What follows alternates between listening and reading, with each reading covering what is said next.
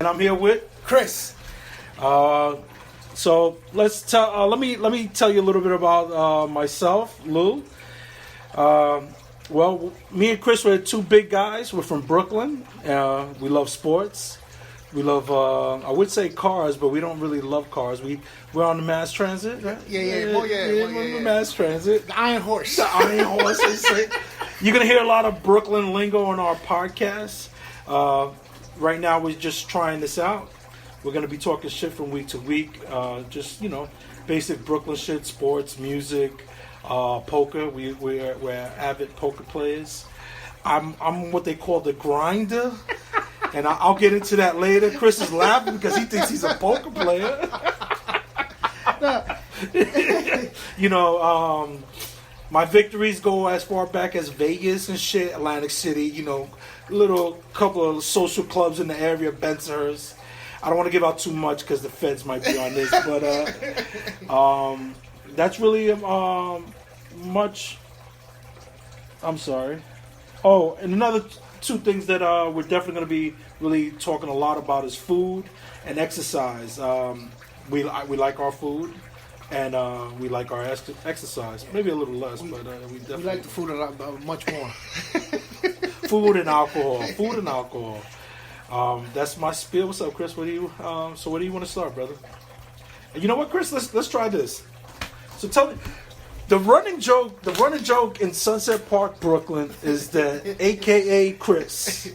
We don't know where the fuck he came from, but he just appeared one day on the courts, and we haven't been able to shake the guy. And here we are, like 20 years. Was it 20 years? Yeah, it's about 20 years. 20 years later, he's still here, and every time we try to recap, how the hell did we meet this guy? Nobody has a story. So, Chris, why don't you tell the folks how you came about and how the hell we know you, because nobody can remember you. See, the thing with that is that I don't want to give out too much information. but the fact of the matter is that I did something that I wanted to do without knowing that I wanted to do it, and it was like I'm a under the radar type of guy. I like to be under the radar. That's what most criminals say. See, we talked about the facts earlier. You can't put too much information out there. So, under the radar. So, it's what's funny, and it's real funny that I actually went to high school with most of you guys, and you guys don't remember me. So, like I said, But the running joke was that you were the substitute teacher. No, I wasn't a substitute teacher. I was an exchange student, I was an exchange student. How many exchange students come from Puerto Rico? That's what I want to know. In fucking Brooklyn. I came from Puerto Rico. My transcripts, my credits weren't up to par, so I had to, They call those sealed records, right? By the way. No, but it's funny. It's funny about that because they were sealed with 3 stamps. Ooh. But I knew I was a little bit behind on my curriculum. That's how you call it. Ooh. These big words, Those are SAT words, Chris. I'm gonna write these words down. I might have to look them up later. And I started boiling water on a pot when I got here from Puerto Rico, because I needed to get into that envelope, which was steel. So if you boil the water and with the steam, and I was able to fucking open the fucking. I want to know where the fuck you saw that Mission Impossible. What the fuck were you watching? I'm trying to think where I found it. So fucking Columbo. And the thing is, I got like 2nd-degree burns on my hands. The price of that, right? But I was able to open the transcripts, and when I saw it, it was.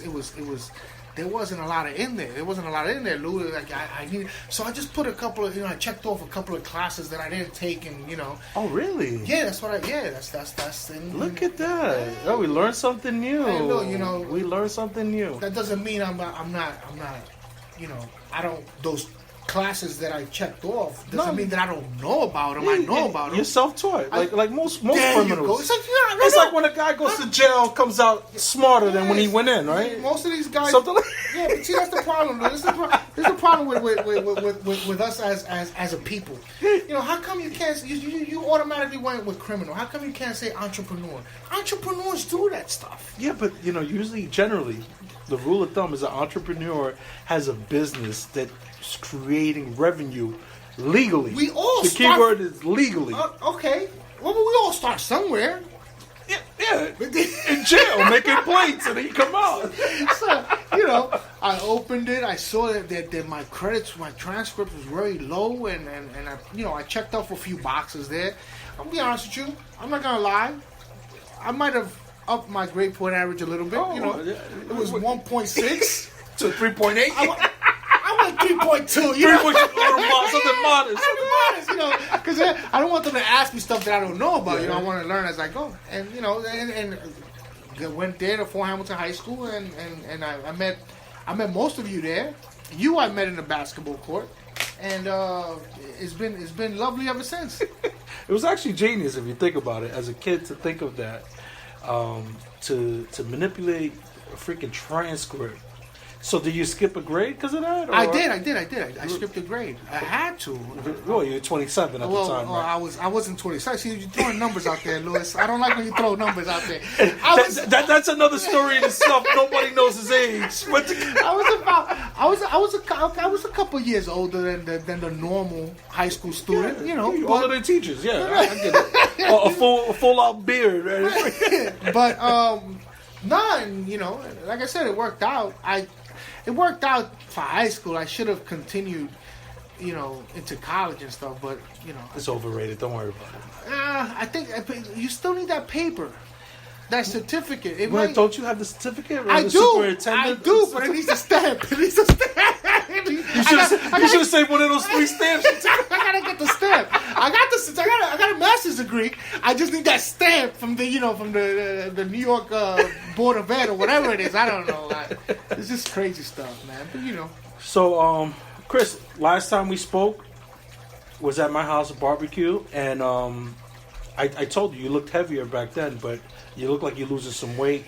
And what is it that you're doing? I've been on this journey on and off, and basically I'm doing keto. A lot of people talking about that. That's like the Atkins diet. Almost, right? It's very, very close to the Atkins diet, but there's a lot of, you got to do your homework when it comes to keto, because there's a lot of misperceptions of it. Okay. It's not you eating just fat. You got to eat healthy fats and your protein. It's basically high fats, moderate protein, and very low carb. So, what helps me, the good thing about keto is that compared to other diets, I did the paleo was very good too, but keto satiates my hunger a lot more. People, you're going to hear a lot of big words from Chris. He's been reading a lot, so just absorb it. You may have to hit rewind, but just absorb it. If I mispronounce, as long as you know what I'm saying, what I mean, don't worry about the pronunciation.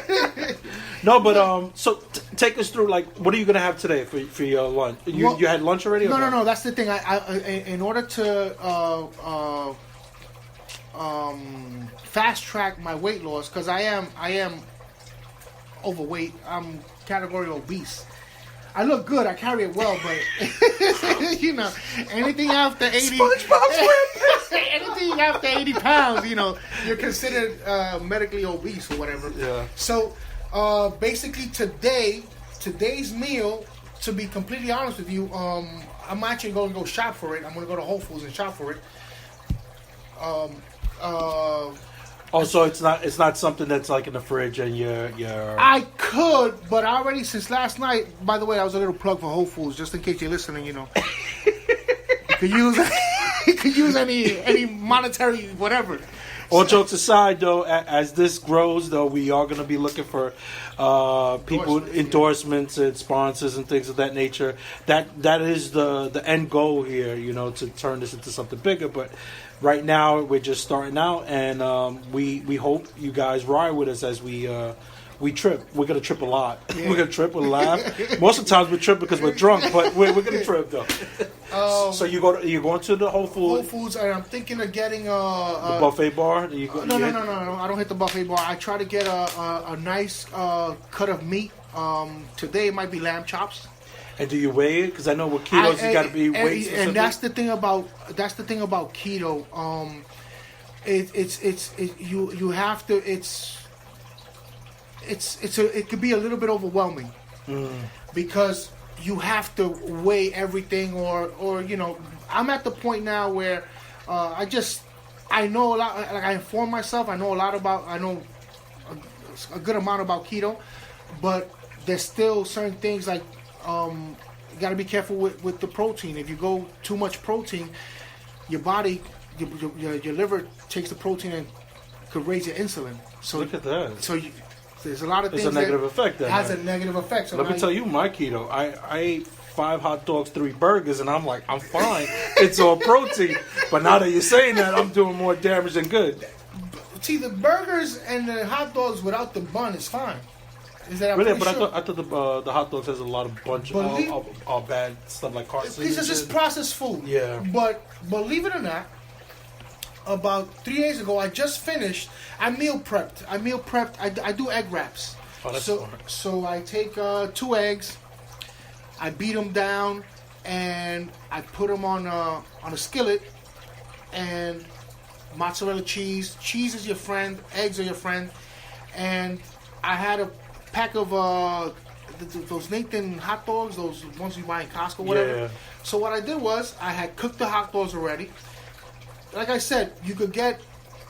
It's better if you get non-processed foods, but just because you don't have, because sometimes organic stuff is a little bit more pricey. Yeah. I don't like to put numbers on what I eat, because at the end of the day, it's for my health, and your health is priceless. Absolutely. So, but basically, I took the hot dogs, I wrapped them in the with the mozzarella and the eggs, and I placed them on containers, and that was like one of them. So and the macros, which is the macronutrients, I write stuff down. Okay, this hot dog, this Nathan skinless hot dog.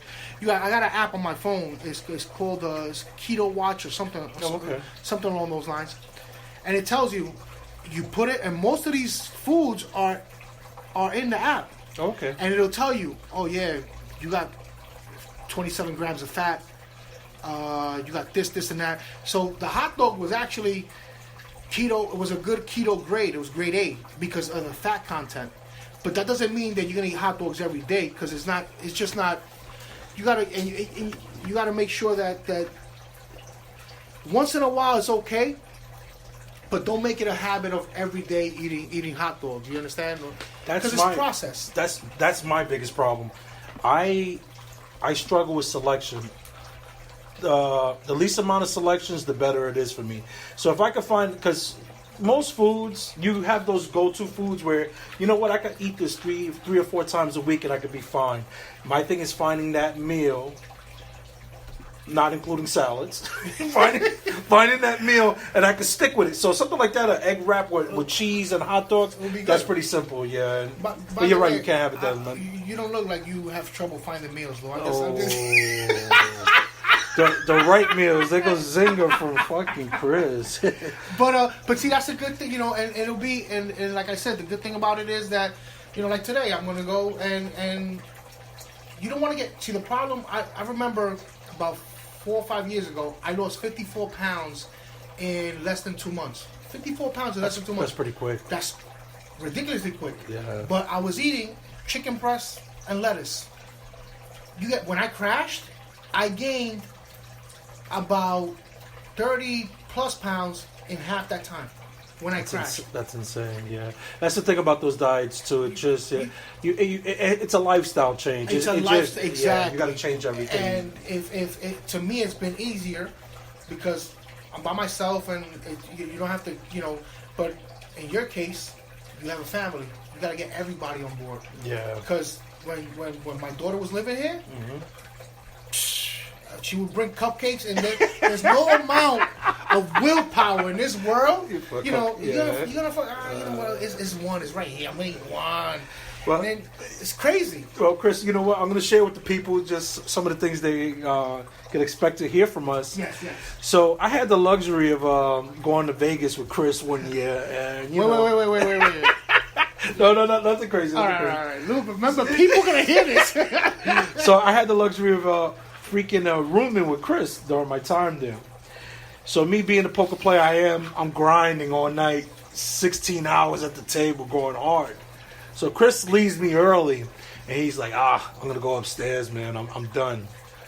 So as I go upstairs, I open my I open my hotel room, and I hear like a crackling sound as I'm stepping forward. I was like, what the fuck is this? I look down, I put the lights on.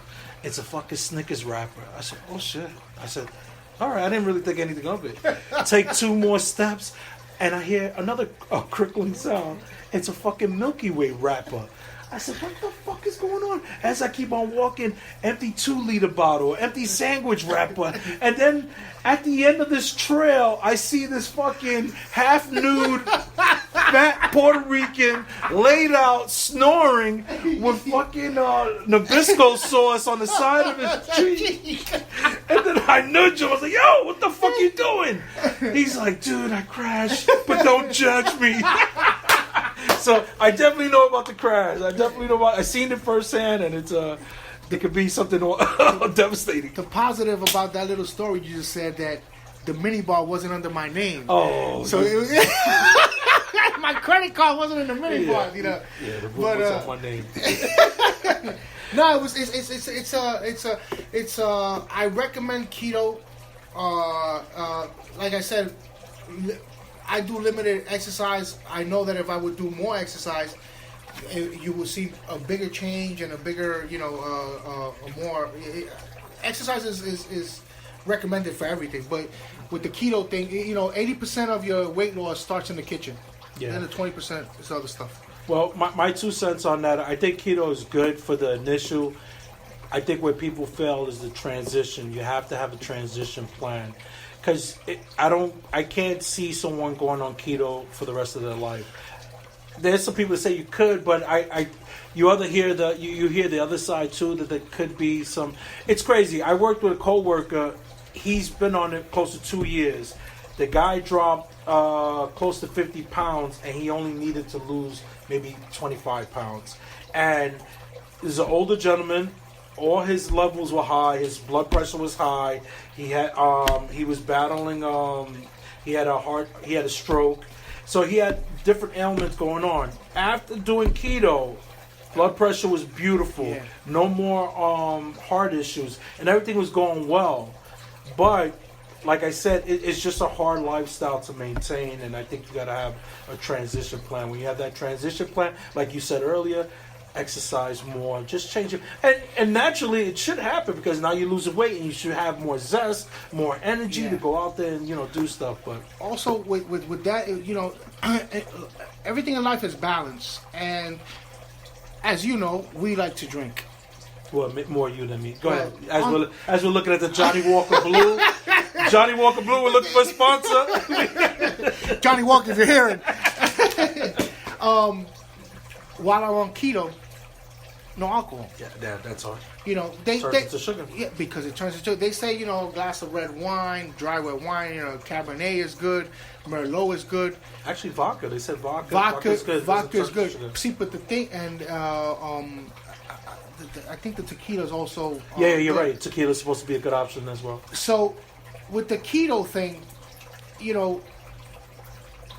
I'm gonna be honest with you. I want to do keto till I lose a good chunk of. I think that going on and off keto, but staying low carb, is the best thing. Yes. Like I'll suggest to anybody, paleo, eating the paleo way. It's low carbs, no grains. Because at the end of the day, the enemy is sugar. So if we stay away from sugar has been linked to cancer, Lou. It's directly linked to cancer. And so, mind you, I don't want to get into it too much now, but I used to love cereals. Lucky Charms, like the Honey Smacks, best. Frosted Flakes is my favorite. With cut up and bananas. And that's just bananas, man. But I just say you're going to pour some people on it. So, now, all this stuff that with the last few years that I've gotten into reading, I didn't like to read. It's a beautiful thing. It's a beautiful thing, It's Chris. a whole new world. Especially when you drop these words on me. I'm just not ready for this shit. I'm like, what the fuck? It's a whole new world that I didn't know existed. So, and I know that all these ingredients in these cereals. They have weed killer in these cereals. There's a big ingredient in weed killers, the spray that's in these cereals, and I'm like, how does the FDA that's supposed to protect us allow this? And it's all business, it's all money or whatever. So what happens is, but people don't see it, that it's low amount. So it won't. You eat a bowl of cereal, it's not going to kill you while you're eating it. Yeah. Now eat it for 30 years, and that's what in our culture, you see an old person with bad legs or bad health issues or whatever. He's getting old or she's getting old. No, it's all the poison that we've put into our bodies throughout our, especially when we come from a poor background. Mm-hmm. I know you've made it, Lou, but I didn't make it. I'm still making it. No, but there's still. No, you're absolutely right. Listen, it's unfortunate, but inner city people, the diets of inner city people are horrendous. And what do you see in the hoods? You see Kennedy Fried Chickens, you see your White Castles, your McDonald's, and these are just low-grabbing fruits that most people go to because it's very affordable. You can feed your family for $5, you know, and that's right there. That's a red flag. You should question yourself: why is this so cheap? So you're probably just getting a whole bunch of processed stuff. Now, keep in mind, me and Chris are not aficionados. We don't even fucking read. So a lot of the stuff that you're gonna hear from us, you might want to fact find it yourself. Yeah. Look it up, please. Look it up. Look it up. Because and that's our little disclaimer saying don't take anything we say here too serious. We try to keep things lighthearted, so this is pretty much going to be me and Chris just shooting the breeze, and we will get more in depth in terms of different things like that are passionate to us, like sports, Brooklyn bullshit, just like everyday stuff. Chris, poker. So, just so you know the full picture, Chris is a superintendent. Excuse me? Sorry, what's the correct title? Resident manager. Oh, he upgraded. He's a resident manager. And Chris has, I want to say, 1 million funny stories, which throughout our podcast, you're going to hear different stories. And it's just hysterical. And what makes it more sweet is how Chris manages these situations. And I don't want to put you on the spot, Chris, but the one story that always stands out to me. Oh my God, the bagel? No. The bagel's later. Which one? The couple, the Indian couple that broke the toilet bowl because of the guy, I guess, was sitting on it too much. Remember he cracked the toilet bowl?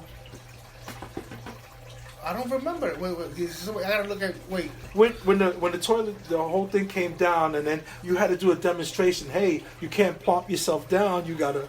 Oh! Wait. What they? Oh, mine, Chris. He's in the mid-50s and he forgets a lot, but it's okay. Once again, you're throwing numbers out there, Lou. I'm trying to remember the. Go ahead, refresh my memory, because maybe I don't. All I remember was, you know what it is? It was probably just funny to me because when you told me I was in the middle of doing some shit, I said, what? I said, you gave a demonstration how to break the toilet bowl. So basically what happened was there was an Indian couple. The English was a little choppy, so I think the language barrier thing was an issue. So you came up to the apartment. You said, hey, what's the story? What's going on? And then they told you, they said, hey, Chris, we got a problem with our toilet. So instead of being a compassionate resident manager, yes, you were like, "Yo, you guys are the issue why this toilet's not working. Look how you're slamming yourself down. Yes. You cracked the base. Yes, that was And you kind of put it on them, and I was like, "Yo, who the fuck does that?" But it was on them, Lewis. Explain why. Well, you just can't. This is an old building. You gotta know what you're dealing with. Listen, I'm gonna be honest with you. I'm almost 300 pounds. I'm 299. I'm not gonna get on a tricycle. I know what I'm gonna do to that tricycle, Lewis. So you know your limitations. If I'm gonna get on a tricycle, you best bet that my legs are gonna be giving a little bit of support. I'll drag the tricycle. These motherfuckers. I'll take it back. I don't want to. Right now I don't want to curse, but.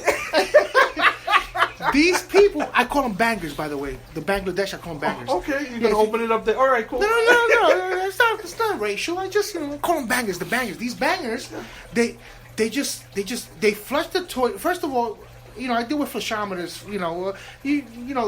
Flashometers are for those people who don't come from your background, from your industry. This is industry talk. Industry talk. They don't know the life. It's basically the commercial. When you go flush a toilet in a commercial area, it's the handle, and you don't have a tank. You just have the flushometer and the handle.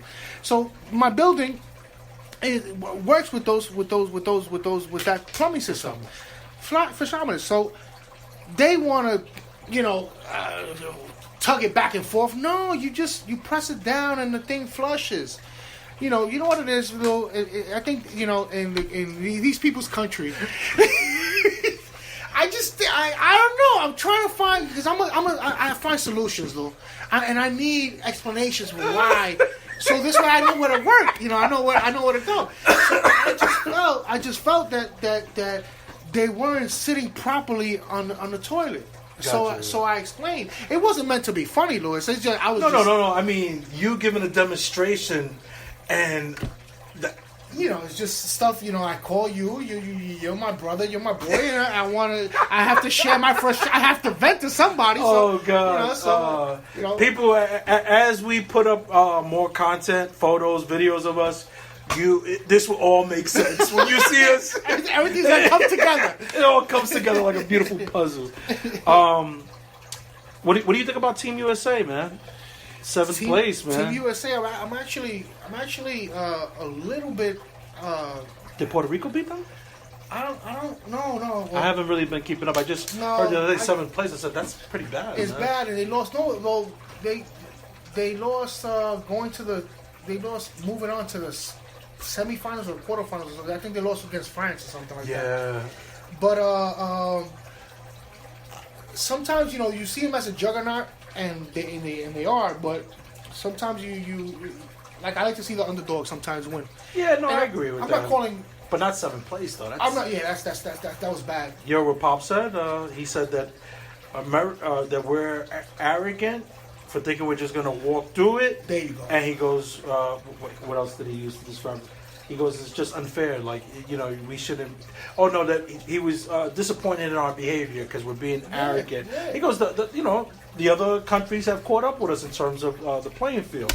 But what do you think about the pros coming back to play? Well, I mean, they had a couple. They had Kemba Walker. No, they had a lot. I think the majority of the team was.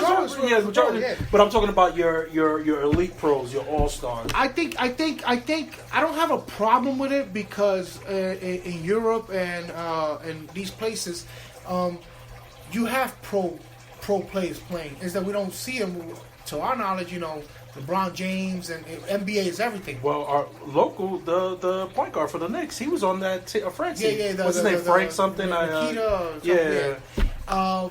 That being said, that's why I don't have a problem with the pros playing. But like you said, I don't mind to see them lose because sometimes you need a smack in the mouth. Like the story I was telling you before that we went online. You need a smack in the mouth to wake up to you can't be arrogant. These people are professionals just like you, and they're passionate to win for their country. Yeah, I think that's definitely a big difference right there. To them, they're just running through they're going through the process. Whatever. Back in Dream Team, the Dream Team won, which was the ultimate. I don't think there'll ever be a team like that ever again. They took pride in winning, for the United States or whatever. So you call it pride. I say Barkley was just being an asshole. Well, Barkley was being an asshole, but I love Barkley, but he was on his bully. He was on his bully shit, Yeah. So I love Barkley too, but it's just you could see that they imposed their will. They made sure there's no doubt that we're top of the food chain. You know what it is too? It's a different time though. Yeah. When you say like the new crops of players that come up now are more concerned with, let me see how much money I can make. Whereas your old school players were just happy to be in the league and they wanted to make a name for themselves. But then there was more loyalty. That's when you found guys like Joe Dumars, Magic Johnson, Jordan. These guys stood on one team throughout their whole career. And now it's like you have, they just announced now that the NBA is going to put sanctions in place where you can't commingle with other players to Really? kind of get them to go to other teams and stuff like that. So that's something you need to pass because Oh, okay. it's getting out of hand though. Nah, big Who deal. wants to see one monster team? It's nice. You do want to see, you want to see the little guy beat the big guy, but the way these teams are stacked is just not going to happen. Yeah, It's like not right now, the West this year is ridiculous. Like you could see in the West, I consider last year and the year before, I consider Houston Rockets a powerhouse. Now Houston Rockets be on the bottom tier of the West, and still be. Now you got Russell Westbrook with Harden. So that was the trade. That's what happened. Yeah, because I've been I just shut down. Oh yeah, then they traded CP3. Is in Oklahoma City now. Really? So what was the beef with him and Harden? I did hear that there was a little rift. I think CP3 is one of my I like CP3 a lot because there's a few players in this era that I could take and say, you know what, let me put them on the 80s and they'll do fine. Yeah, that's CP3 6.2 6'2", 6'3" guard, small step, but he has a pit bull mentality. Yeah. He'll survive in the 80s and 90s. So I think that, see, and now you tell me somebody like, and people might disagree with me, but I don't think James Harden would do good in the 80s and 90s. I think he's too soft. Now, mind you, in this era, you can't even look at a guy sideways without them calling you a flagrant foul. Back in the day, you were going through a screen, you're gonna get hit. The hand checking along. Yeah, hand checking, all slow that. things down. So now I think about with Curry, Harden. I'll even throw Kevin Durant in there. Will they be able to survive back in the 80s and 90s? Nah, it was a different time. I think the emphasis back then was defense. But this is the flip side. We have better athletes now. Kevin Durant, for example, guy's almost 7 feet tall, could dribble as good as a guard, shoot better than most of the guards in the league. You didn't find that in the 80s. So there was nothing you could do with that in the 80s or 90s. That's true. The only thing you could do is use your 6 fouls because he was going to kill you. Yeah. He was going to destroy you. So it's just a different time, different mindset. But, a lot of different changes in the NBA. Our boy, our fellow Boricua, Melo, man. They say they're trying to get him with the Brooklyn Nets. I don't know if that's going to work out, though. I want to see him on the team, Lou. I'm a Carmelo Anthony fan. I want to see him on the team, but I want to see him in a contender. And I'm not saying that Brooklyn's not a contender, but I want to see him like. It's gonna sound bad, but I want to see him like in the Clippers. And I don't even. You know what would be a good fit? I think would be a good fit for him. Golden State. The kid is hurt. He tore his ACL, I think. Klay Thompson. Klay Thompson. So now you got D'Angelo Russell playing with Curry. They just signed Green to $100 million. Green got $100 million. Yeah, really? but that's all back money, really. Right? It's back money, and also they need to secure whatever little core they have. Yeah. So he's important to them defensively. I don't think he's an all-star. I just think he found a good system where with good players, where very unselfish, and the guy has triple doubles left and right, 10 points, 11 rebounds, 11 assists. But I think you put him in any other team, he's not going to be as effective as he is in Golden State. You know what I'm surprised of? LeBron James, close friends with Carmelo Anthony. Very surprised. Any power forward that plays with LeBron James, Bosh, Love, Jefferson. What was their role when they played with LeBron James? Stay in the corner. He's going to kick it out. Carmelo Anthony, when he played on the Olympics, he destroyed teams just doing that. Yeah. So I'm just surprised the Lakers didn't make a move to go get him, especially when what's his name, Kawhi fell through, and then there was somebody else that fell through. I'm sorry, George. Was it George? Paul George. Paul George actually requested a trade.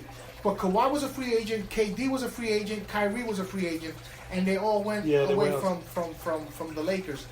But I'm surprised. I saw an interview with Carmelo, and he said that he is in conversations with the Lakers, the Clippers, and a few other teams. He wasn't really. He didn't want to throw too many teams out there. But the last rumor I heard was Brooklyn. Yeah. I just want to be in a contender. I think he deserves a shot at a title, a decent shot at a title. And like you said, I'm surprised that LeBron, because LeBron has pull. He has a lot of pull. Absolutely. All this is happening in the NBA is because of LeBron. LeBron has changed the culture, has given a little bit power to the players, which I don't have a problem with. But I'm surprised that he hasn't. You never know. We're 2 weeks away from the season to start. So hopefully he finds a home somewhere. Looking forward to that. What do you think about NFL? Are you watching? Are you pro Cap? Or you look like a Jay-Z guy. I think he was pumping Jay-Z, right? Wait, what's your stance on what Jay-Z did? Do you agree or disagree? I don't agree with it. I think it was a business move.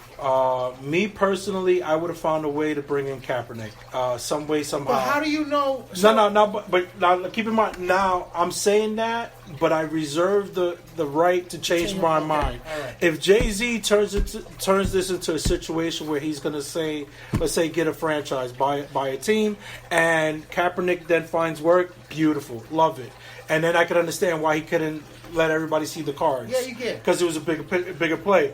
But however, if this is just to get entertainment at halftime, no, it's not worth it. The guy makes so much money in so many different areas that he could have supplemented that money. I agree with you 110%. But I'm not making a decision yet. But I'm not judging Jay-Z for his move. I believe, like I tell everybody I speak to about it, you can't speak to a lot of people because people are close-minded and right off the bat they put the fist up and Black Panther and whatever. Whoa. Easy. I'm just saying, I'm for the culture. I'm just saying, let's not kill the guy.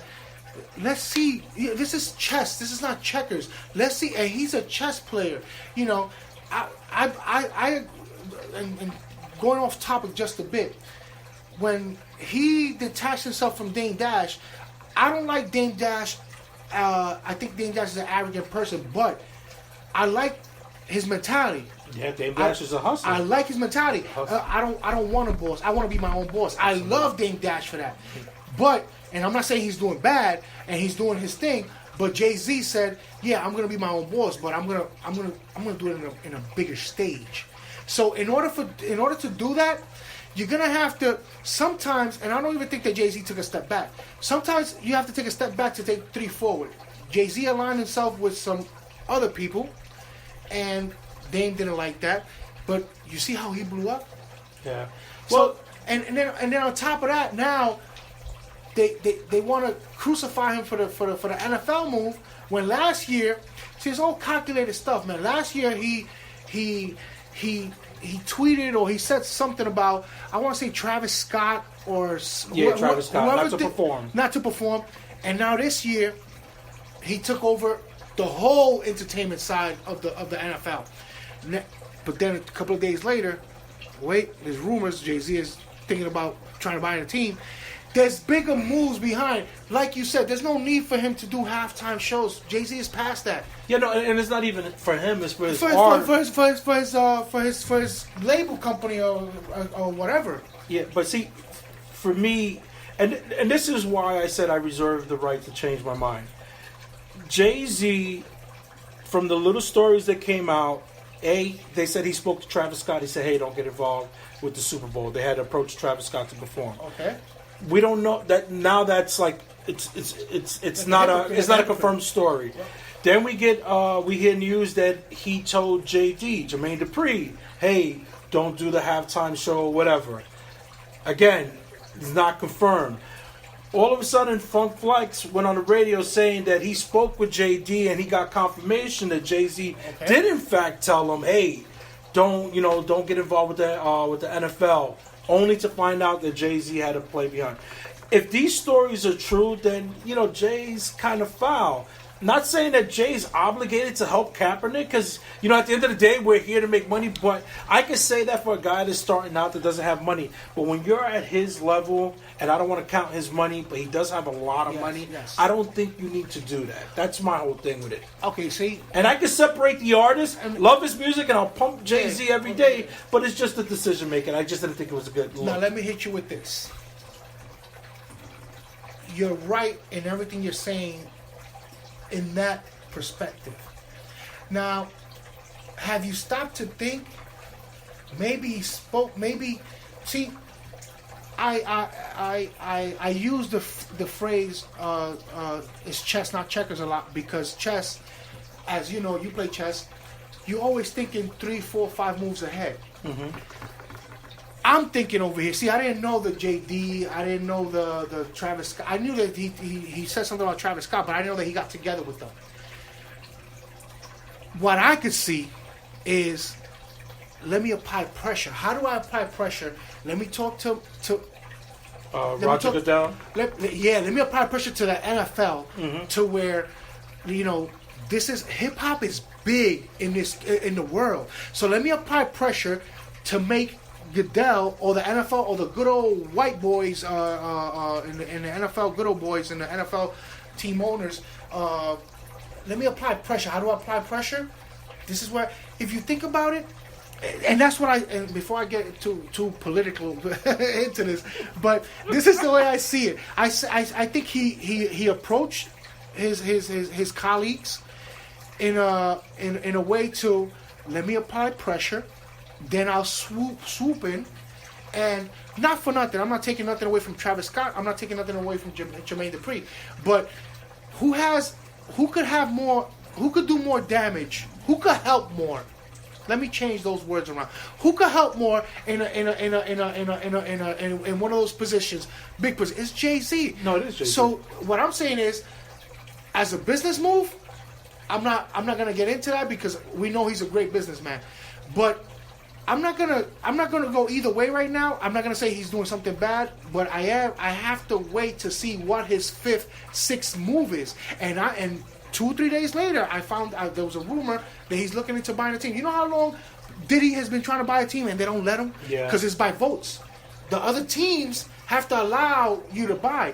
He's been trying, and Diddy got the money to buy it. Yeah. And I'm pretty sure he got the connects to help him.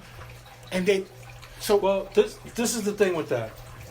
Let's say Jay moves forward. He buys a team. Okay. You still have, I want to say, 80% of NFL supporters that still wouldn't allow Kaepernick to come in. So the NFL is not going to hurt their bottom dollar by allowing this guy to come in without having something in writing saying, "Hey, we'll sell you, we'll let you buy a team, but just note that this guy can't come in," because they already settled with Cap. That's the problem too. They settled with and that Cap. could probably, we don't know the terms of the agreement because he has to stay hush. Yeah. And the kid is staying in shape, trying to do everything to come back.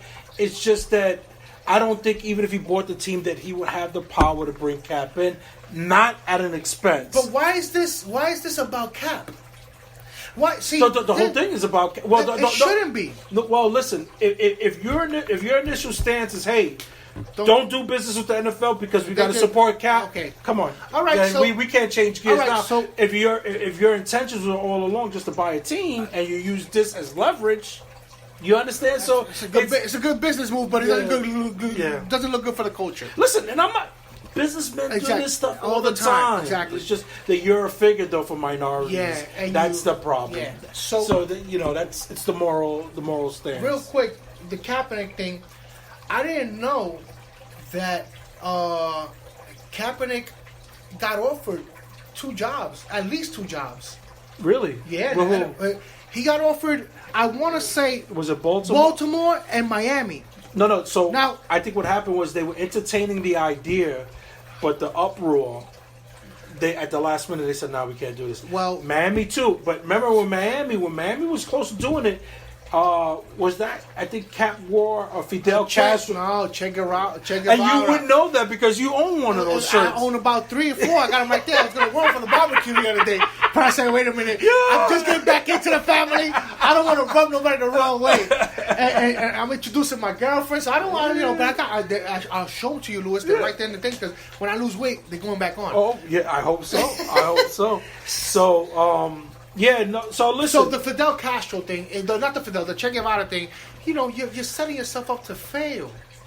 You're going for an interview in Miami where, listen, I wear Che Guevara shirts because only in the streets of Brooklyn, right? Yeah, we only know one Cuban guy in our crew, and you know his stance on it. He's a Bush enthusiast.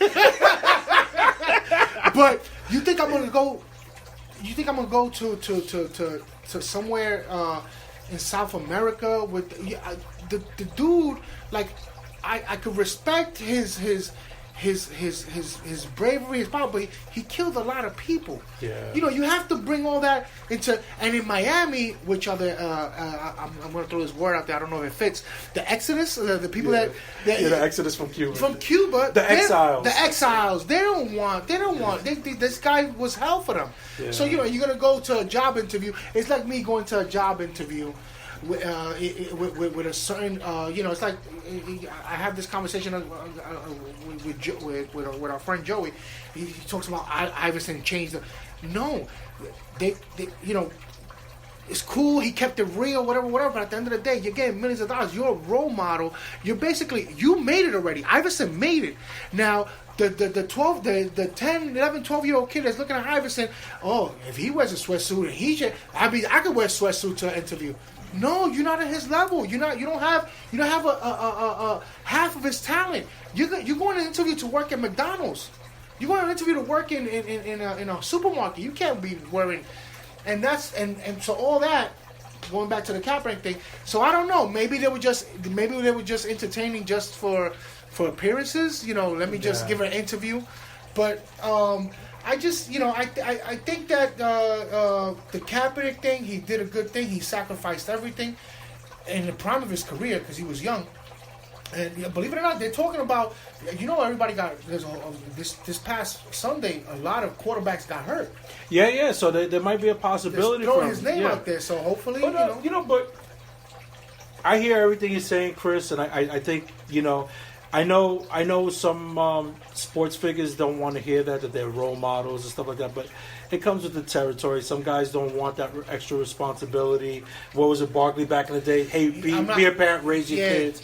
But I think what's really lost here, and I think what people, where they muddy the waters, is Cap took a non-violent protest to bring attention to a situation that's happening with police officers and minorities being treated, unfairly. Of course. And that's really all it was. And then it just, the media and everybody, they just spun it into something bigger. Oh, you're unpatriotic. No, dude, he's not being unpatriotic. When you have the military people that also stand by his plight, it doesn't make sense, the uproar that the guy can't find a job, and I think that's what's wrong. They blackballed him. I lost 2 years, 2 years salary. Yeah, but that's a big sacrifice. But once again, they settled with him off the court because I guess they had enough proof that he was blackballed. There was collusion to not give him a job. There was text messages and shit like that the guy had. So they gave him an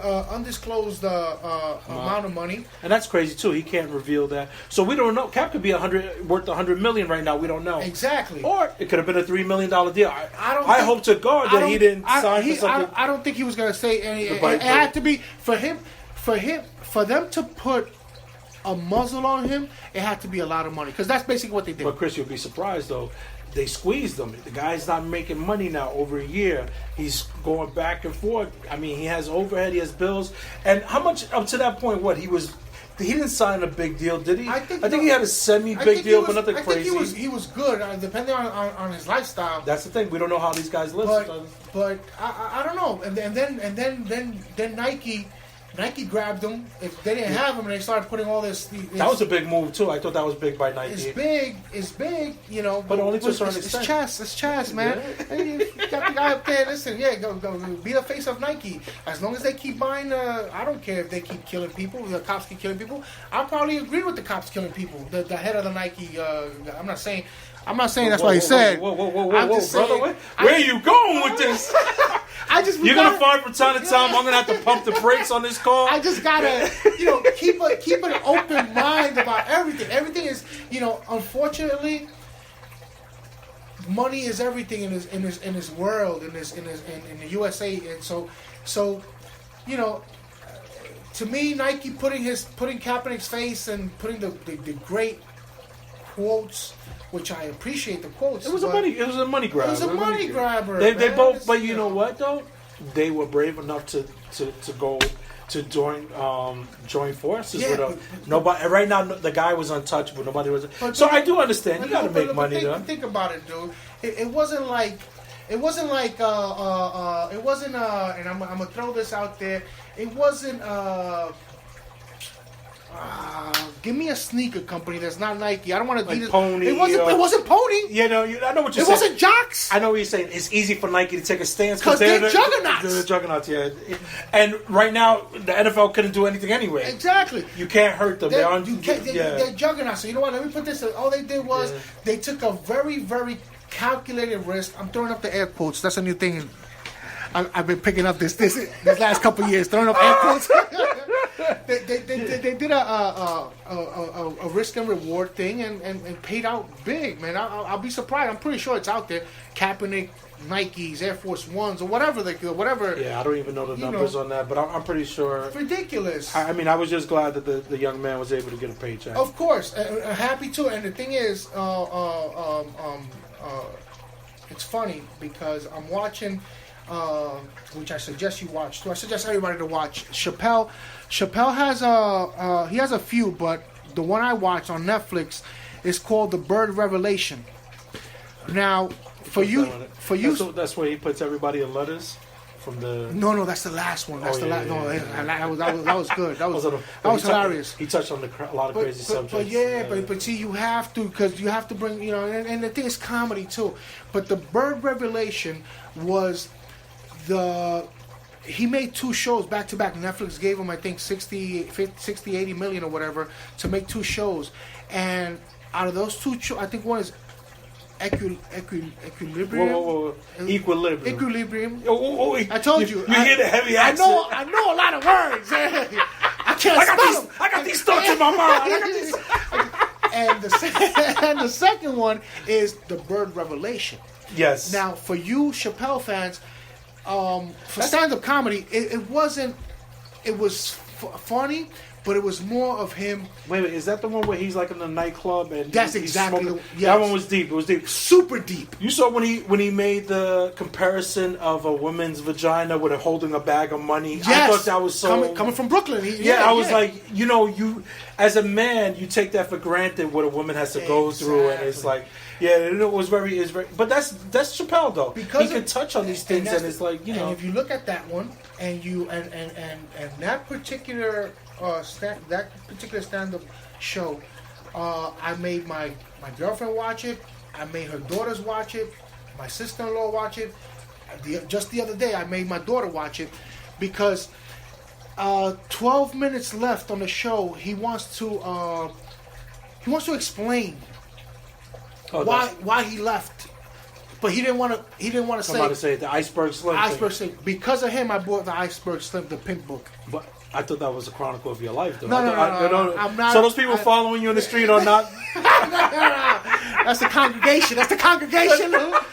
Jim Jones. Drink that Kool-Aid. Drink the Kool-Aid yet.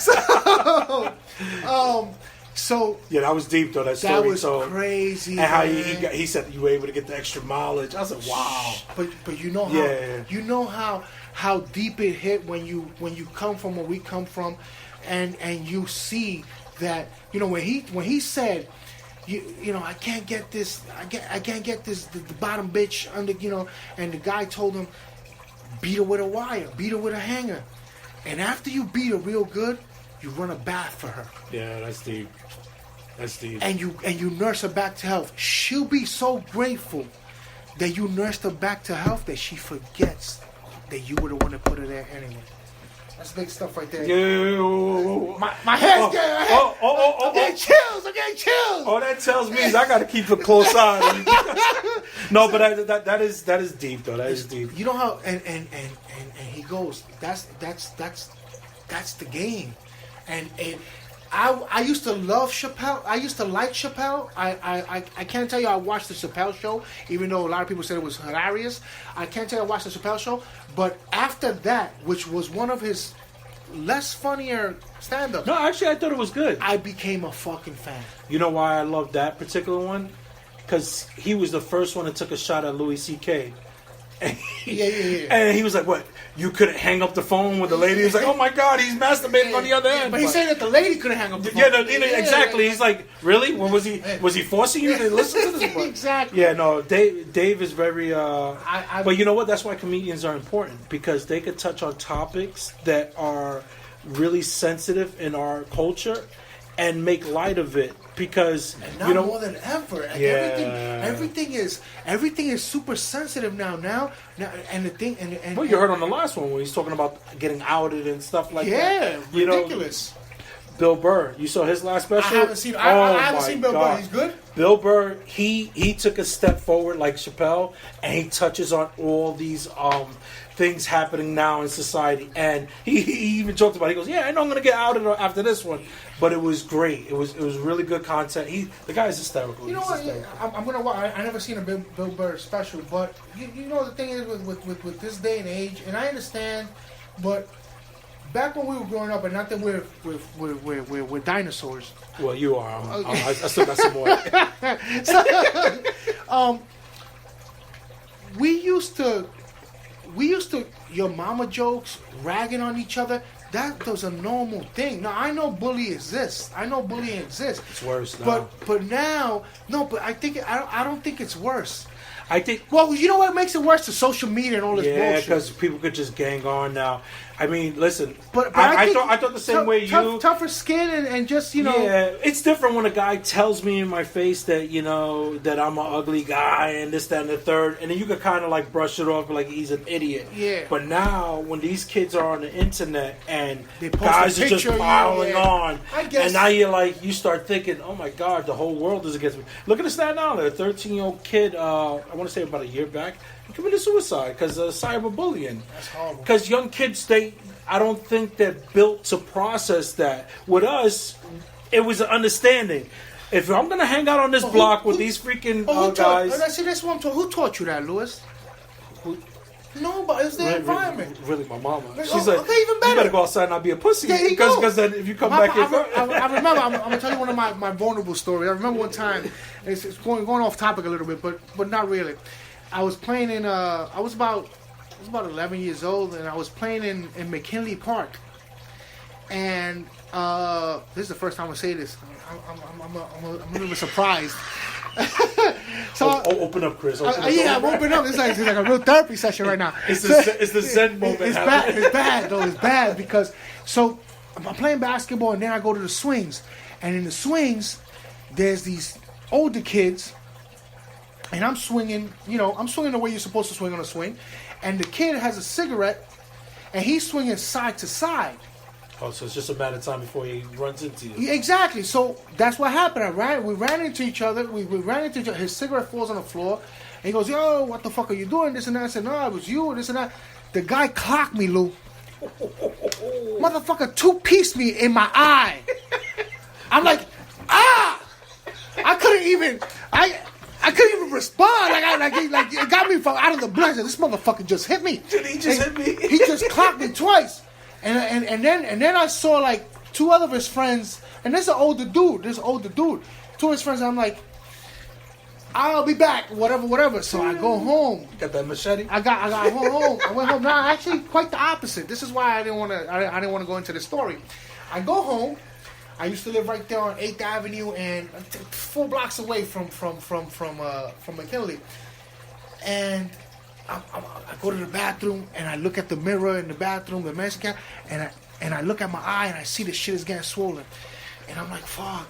And my father's sitting down. He was watching. It wasn't Archie Bunker because I knew you used to like to call my father that. He was watching. Sanford and Son? No, he was watching Barney Miller. Barney Miller. Remember that. So, I should stop throwing these shows out there. These references. Because it's the 60s was great, man. So I go to the room and I look at my eye and the eye is red and it's getting swollen. And my father asked me, Chris, he goes, Pop, what happened? I said, nah, I got into a fight. A kid punched me in my eye. I didn't say I got into a fight. I said a kid punched me in my eye. So my father, passive, you met him. God rest his soul.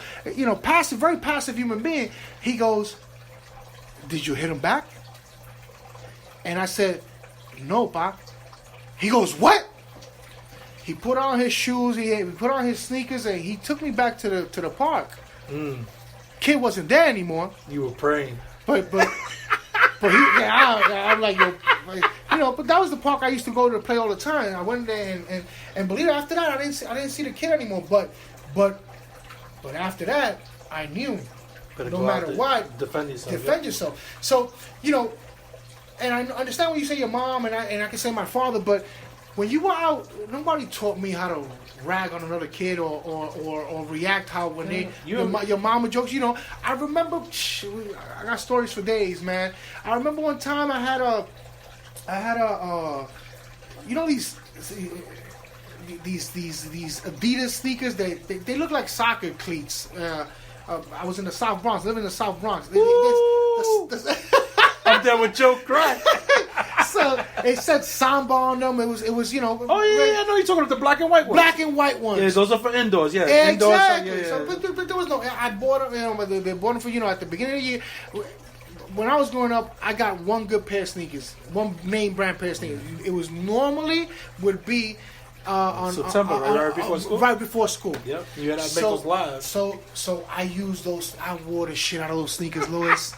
I wore the shit out of those sneakers, and then all of a sudden, one morning I'm putting the sneakers on, and my toe goes right through the bottom of it. Oh yeah, that was because it was already gone, right? So it wasn't even the toe; it was the sock. The sock starts to appear. The little when you have the when you have the one in front of you, that's what the I'm sock saying. comes out. Oh, you turn that corner, and I'm like, and that's the thing. I'm like, so it's still under the foot, so I could still wear them. I'm wearing them or whatever. Winter time. I think I got frostbite a couple of times in my big toe, but I take a cortisone shot at the foot just to make it to the 10 blocks of school. So it's funny because I'm in gym class and my boy Jerome. Me and Jerome was cool, and just Jerome, no, he was black. Just so you know, it's funny. We're on the same page. I was going to say, just in case, Jerome was black. So we're in gym class and we're lined up, and so we gotta do stretches. Jerome's behind me, right? So one of the stretches is you grab your leg and for the hamstring and you pull your ankle behind your back. Exactly. Mm-hmm. So I do the left leg, but the right leg. I'm fucking around with it. I don't want to bring it back because I got a whole size of a golf ball back there. So the freaking teacher decides, Soto, you need to. So I lift up and fucking my best friend Jerome said, "Oh shit, Christian got a shoe. I folded a shoe, and that's why he didn't want to put his shit's leg up." And I'm like, this motherfucker, man. And I had gym around 11 o'clock in the morning, I remember. So the rest of the day, it was rough. But I was, what the fuck can I do? It's true. I had a hole in my shoe, whatever. And then you got people coming up to, yo, can I see the hole? And I'm like, nah, you can't see shit, man. Fuck that. So, see, now this is the fucked up thing about vanity. Duct tape. I wish I had that. I those skills came after when the duct tape thing came back when I became resident manager. But so I got a brand new pair of sneakers in the house, Lou. Brand new pair of sneakers, but they're jocks. You didn't want to rock. So you wanted to wear the sneakers with the holes of the jocks. I want to wear the Adidas, because they were Adidas. Gotcha. Because the jocks, no. That was the era Run DMC. Everybody had the Adidas. There on. you go. So you wanted to be fresh. I wanted to be, I'm down with the cool kids. You know what I'm saying? Down with the gang. So I'm like, all right, can't wear these no more because they already know they got a hole. Mm-hmm. So that night, Lou, I asked my mom for 50 cents. I went downstairs to a novelty. It wasn't a novelty. It was a fucking bodega. Let me start acting fucking bougie and shit. It was a fucking bodega. It was fucking Pedro's on 145th and Amsterdam. 149th Street. You're close. 149th Street. So I went and I bought fat laces. Oh. You balling. So I bought fat laces. It was a quarter each, you know. So I bought fat laces and I took the jocks and the jocks were that I'm gonna say suede because I really didn't know the fucking what material that was. It was probably donkey hair. I don't know what the fuck it was. I know it wasn't leather. We call that authentic squirrel. Squirrel. There you go, a squirrel. So I'm telling you, I put brand new sneakers, though. So they had like 3. The jocks also had 3 lines on the side. Oh, okay. Yeah, but they had jocks in the tongue. It had jocks really big. So JOX. So you gotta take that out. So I didn't think about it. I didn't think about taking it out. So I'm like, fuck it. So I put the fat laces on, Lou. Oh, I see what you were trying to do. It was you trying to cover that up. Listen, yeah. I put the fat laces on. I got a toothbrush, and back in the day we had a toothbrush for the sneakers and shit. So I walk out the house. All right, they look good. You can't see this jocks. I overlap my pants over the tongue. Exactly. Right? So I'm walking in the store. I'm walking into school, and who's the first one I see in the classroom? Rome. My man Jerome. Jerome goes, "Oh, my nigga Chris with the eye. There's a jocks, man." And I'm like, so I this is what I'm taking for your story. Rome was a fucked up dude. He was an asshole. But I didn't feel bullied. Because you're an asshole. So it's full circle. Now I know why you're the way you are. So I gotta go to the Bronx and see this guy Rome. I haven't seen him. I don't know. I'm gonna look him up on Facebook and see if I find him. So it's just crazy. So now you do that now, and the kid will wind up hurting himself. Yeah, you understand what I'm saying? Meanwhile, I took it because you know what people don't understand, man. Life is beautiful, bro. Tell me why you mad. But people don't understand. Like I said, life is beautiful, and I wish we convey this message since we're born, man. And life is a beautiful thing, but it doesn't mean it's gonna be good all the time. But it's always beautiful. So all you gotta do is weather the storm a couple of days. There's gonna be a fucked up. Something's gonna happen to a fucked up. Like I weathered the storm for 3 days. You know what happened, Luke? A girl. No, they don't forget about it. They go. We piled on somebody else. A girl that used to live a block away from me that I wanted to be my girlfriend. I asked her, and she, you send a note. You want to be my girlfriend? Yes or no? So she told me, I'll give you my answer in 3 days. I said, okay. I remember her name was Diana, Puerto Rican. Oh my God, she was beautiful. But so one day she comes into school and with a sheepskin hat on. Oh, she was a player. Well, it looked. It's official. What, Lou? But the only problem is assholes being assholes. You got a sheepskin hat with no sheepskin coat. Oh, yeah, you can't one without that. Man, and they got on her. And that's the day she decided to fucking say yes to me. I said, no, you know what? I don't think we should be boyfriend, girlfriend. Oh, you're an asshole. I was just. You're still wearing jocks. I was gonna. And you're judging her? No, I wasn't judging her. What an asshole. I just didn't want to go back to that. They forgot about me. Yeah, she's taking let me take the bullet. Yeah, that's it. You know how fucked up it's gonna be me? Oh, look at the jocks motherfucker with the sheep's head motherfucker. Then we'll both be pariahs. Speaking of sheepskin, 6th grade. My boy Eddie, he lived down the block from me. Eddie was my man, 50 grand. We did everything together. So one night I'm over his house eating dinner, and his brother Vinny, who was older than him, was a hustler. He had all the fresh shit, all the sheepskins back then. What else? The Levi's, the Pumas. He just had his wardrobe was nice. So there I go, dirty ass can be, tight ass jeans. Vinny goes, man, this sheepskin is, it's not working no more. I'm gonna throw this out. I said, hey, Vinny, can I have it? He goes, sure. He throws it to me. Chris, Vinny was about 350 pounds. Oh, I was a stick in the 6th grade. I weighed about 85 pounds wet. You think that stopped me from rocking a sheepskin? I was able to wrap it around 4 times, but I was walking like a fucking mummy in school. But I had a brown sheepskin. But it's true. Kids get caught up in the moment, and it's like, you just want to be relevant, you want to have the fresh shit. And I understand all that. I understand. By the way, I recommend this fish oil. Fish oil. One of the days. We'll get into that some other time. Yeah, one of these very good.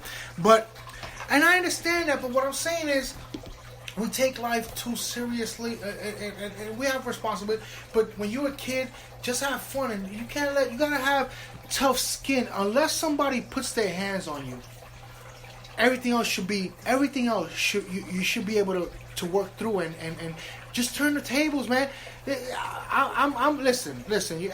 I'm the type of person that I'll make sure that I'll bring attention to myself before somebody else does. This way, what? You know what fucking Eminem did on 8 Mile in the last battle? Yeah. We made fun of him. That's fucking classic. It's smart. It's reverse psychology. That's it. No, now what you gotta say to me? You can't. So whatever you say, if you're gonna repeat, it's not gonna be funny no more because I already said it. Yeah. See, kids these days, they lack that information. They lack that education. But Chris, you know what it is? You're okay with being the villain. So everybody wants to be the hero, but you like being the villain. So. No, it's not being a villain, Lou. It's just listen. At the end of the day, not for nothing. I'm gonna be completely honest with you. My 4 Hamilton days, I was with there was this kid. His name was Andre. He had a girl. The girl was okay. She was a 6 in my book in high school days. Whew. But apparently a special ed kid touched the girl's booty. Touch Andre's girl's butt. Booty, yeah. Now, I don't condone, I don't condone the touching of the booties. This is before the movement, right? Yeah. Way before the movement. Way before the movement. We're going back to 1989, maybe. Yeah. So, Dre wanted to fuck him up. Uh-huh. And I saw the kid was so shook.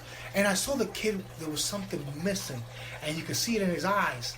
There's something, he's not all there. Uh-huh. And Andre's ready to, I said, no, Dre, no, Chris, he touched my girl's, I said, yo, relax, he's scared already. Yo, you can't do that. Yeah, I know, I'm sorry. There you go. He's scared already. So it's not like, it's not like I don't encourage bullying, and I don't like bullying. I hate bullies. I just think that there's a lot of things that could be avoided if you just laugh and zing back.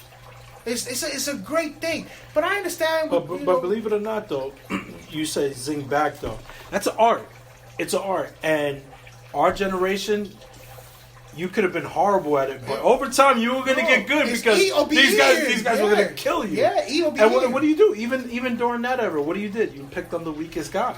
So it just like shit rolls downhill, Yeah, but, I don't know. I just for stuff, for certain things now, like once again, if the kid's getting beat up, I understand, and he comes back and he shoots everybody in the school, whatever. See, that's what because the psychology is fucked up. Because they're getting beat up, or they're getting. But just because but come back and shoot the right guy. Don't light up all school. Because in their mind, I got beat up and nobody did nothing. Listen, Lou, I don't want you to laugh at this because we're talking about serious shit. See, you're already laughing. For the last 3 to 4 years, I've been getting deep into psychology. Okay. I want to see how the brain, what makes. I got notes here from. I see your press. I got notes. By the way, if the cops come here, they're gonna think you're a serial killer. You got all this. I want to see what causes anxiety. I want to see what causes panic attacks. I want to see how the brain works, and not only see, because I don't want to identify a problem. I want to know how to fix it. So, these kids, in their mind, there's only one guy that's beating them up. But in their mind, when they're walking home with a bloody lip, a bloody nose, they're thinking nobody jumped in to help me. Nobody, I don't condone the mass shootings. I don't condone the school shootings. They actually scare me. But I put myself in their mindset of what they thinking, because everybody, just what you said, shoot the guy that did it to you. Don't shoot everybody else. In their mind, everybody's guilty. Everybody. For the record, I'm not promoting shooting. Oh no, me either. I'm just saying. Me either. I just don't understand. It's senseless to shoot innocent people. 110%. And I think what it really boils down to is just being okay with engaging and being okay with taking an ass whooping. It's gonna happen. That's it. But you live to fight another day, and that's it. You keep it moving. And you're gonna see. I tell this every my daughter, my youngest daughter, went through a bullying situation, and all these days when they just opened Sunset Park High School a few years ago, and she comes in, she tells me, I said, okay, so all right, so what we're gonna do? All right, everything's mediation and everything's let's talk, process, yeah. which is fine. You know me, I'm not an aggressive human being. Like, you want to talk it out? Let's talk it out. Mm-hmm. As long as we find a solution. So I remember it was what got me upset about my daughter getting bullied was she was getting bullied by a Mexican girl. And I just it just didn't fit right in my I just couldn't. It was bad though. Why? Tell us why. I just can't see. It's just something in me. I couldn't see. Because the first thing I asked her was she's Puerto Rican, she's black, But what does that make a difference? Though? I don't know. No, I'm sorry. It's my mind. It works differently. So mediation comes. Assistant principal. The two kids and the two girls involved, and me and actually the father of the daughter was there too. Uh-huh. You can't get more typical Mexican like what you're picturing right now. That's what I was seeing. Big handlebar mustache and Tabasco sauce guy easily, with a big fucking 10-gallon hat on or whatever, and with a mean mug on his face. I'm like, I'm gonna have to fuck this motherfucker up so his daughter understands that Mexicans are gonna be fucking my family. You know what I'm saying? So the shit is, we start talking, and I see the father turns to her and says, you're not supposed to do that. We don't teach you that. Whatever. Long story short, the shit continued. So one day my daughter calls me. I said, I'll be down in a minute. I go, they got her in the office, and they're waiting for the other girl to come. So I'm already, and for you parents out there, don't judge me. By the way, I'm going to do the disclaimer for Lou. Lou's a great father and raises kids properly. Just to put it out there, So I said, what happened? No, she crossed the hall with me. She bumped me, and she wanted to fight or whatever. And what happened? No, everybody got in the middle, and now I'm here. I said, okay, this is what you're gonna do, Janice. Now, I'm sitting down in the chairs in the office. Mm-hmm. Across from me, about 8 or 9 feet, maybe 10 feet, is one of the deans. And the assistant principal is a little bit further away. I don't know if the assistant principal heard me. I definitely know that the dean heard me, because the mobilization of cops in school, like it got really active. I told Janice, I said, you know what, Janice? Are you scared of her? She didn't answer. I said, I'm gonna ask you again. Are you scared of her? Not really. Okay, you really answered the question.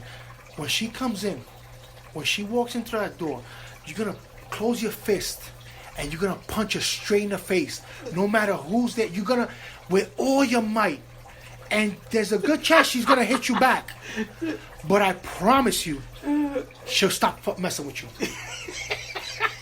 Doesn't matter if you win or lose, but you need to punch her really hard. Oh, God. Really hard. And I know, once again, I'm not telling you guys to, I blacked out for a moment, and I just figured this was the solution. Let's blame it on Jerome, like damn Jerome. So, sitting there waiting, I asked, because I need to make sure that what I told her went through. You know what you're gonna do? Yeah. No, I want you to tell me what you're gonna do. I know what I'm going to do. Trita, I know what I'm going to do. I said, Janice, I need you to tell me what you're going to do. I want to hear it from your mouth. I want to hear the words. When she comes in, I'm going to close my fist and I'm going to punch her with everything I have. Exactly. Did it happen? No. Why, because the girl never came in. Meanwhile, I don't know what the fuck is going on. Apparently, the dean, or I don't want to say there's deans. You know these security. Security. Yeah, security people that they don't have reason. Yeah. Man, I just saw cops, the security, the school cops moving all over the place and this and that and that. Next thing you know, you're on the floor. Next thing I know, the principal comes in now with a school safety officer, and I'm like, okay, well, what's going on? When is this meeting happening? No, we found it more productive if they don't meet. I said, no, I think it was going to be very productive if she came in through that door. I promise you. And that's it. They ended it right there. And no, but let's talk. I said, all right. They took me to the thing. I said, listen, talking, and I know you guys are not. You know, you don't want to hear this, and it's funny that we're talking about school shootings because I brought it up. I said, this talking stuff. This is what happens, and then you have a Columbine situation. Because the talking didn't get nowhere. So what I'm gonna tell you is, it's gonna end today. You're gonna see my daughter more often in the office. I'll tell you this much, because I tell her every time she sees the girl, to punch her in the face. I'm tired of going the right way with this or the proper way. I don't know what happened, Lou, but after that day, not an issue ever again happened, and nothing physical happened ever again. Really? I don't know. Maybe the word got around. You know, either that or your daughter joined the gang. Like, I said that's the next option. I